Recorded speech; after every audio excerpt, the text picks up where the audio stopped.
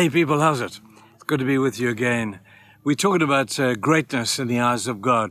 We've realized that it's completely different to greatness in the eyes of men. But if you want to be great in the eyes of God, then you take on the role of being a servant. Servants are known for their humility. Servants are known for their toughness. That's what I want to talk about today. You know, we've spoke last week about a great servant, the Apostle Paul, in his last words in prison where he was soon to die. He talks about the three things that really matter. He talks about keeping the faith. He talks about fighting the good fight. He talks about running a good race, running the race. But he doesn't just say run the race. He talks about finishing the race, finishing the race. You see, the race is a long race. Running the race or being a servant for God is not an overnight thing.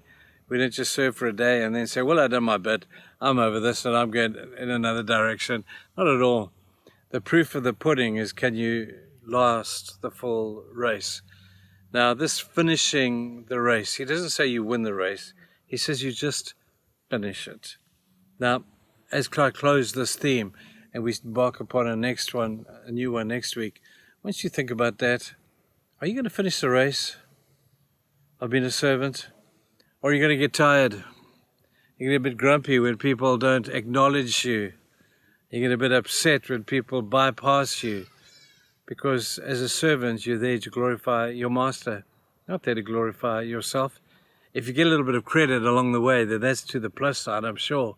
But we don't live for that. We live for His name's sake, for His glory, and that's it. So this is a long-term commitment to living this lifestyle. Sadly, the track record of Christians who choose to do this is not great. The track record is that some people can pull it off for a while. They may have to, say, kind of fake it a bit, but true servants are there for life. I love that in the time of the Bible when Paul was around, if you wanted to be a servant to your master for life, they would stick you up against a door and they would stick it all through the bottom of your ear and nail you to the door. I'm not sure I particularly want that to happen, but that was significant of a servant for life. You're going to finish this race. You're going to run it well.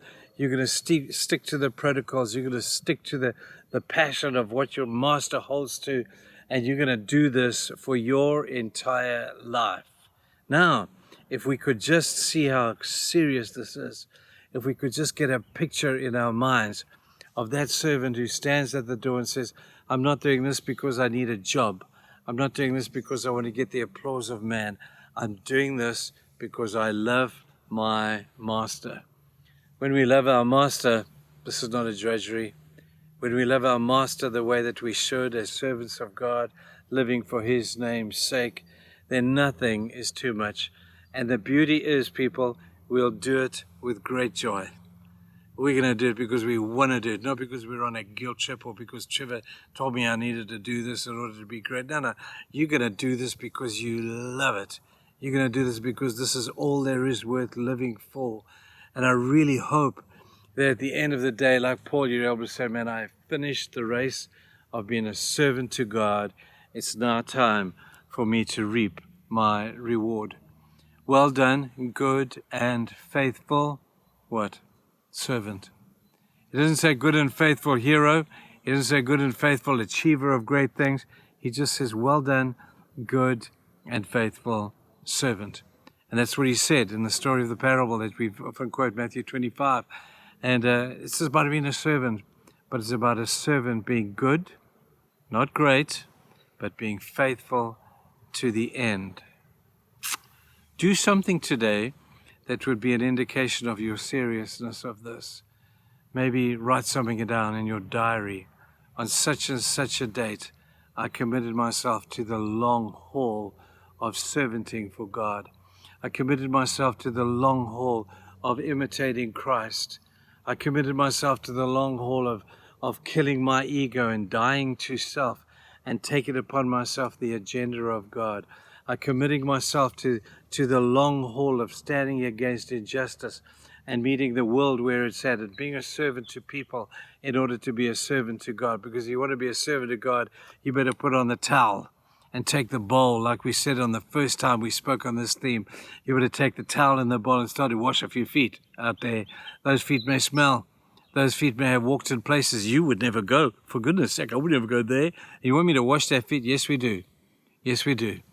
Wash a few people's feet, and let's be more like Jesus as we do that.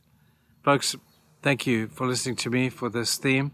We're going to do something new on Monday. I'm not sure what it's going to be, but be there anyway. We'll see you then. Bye-bye.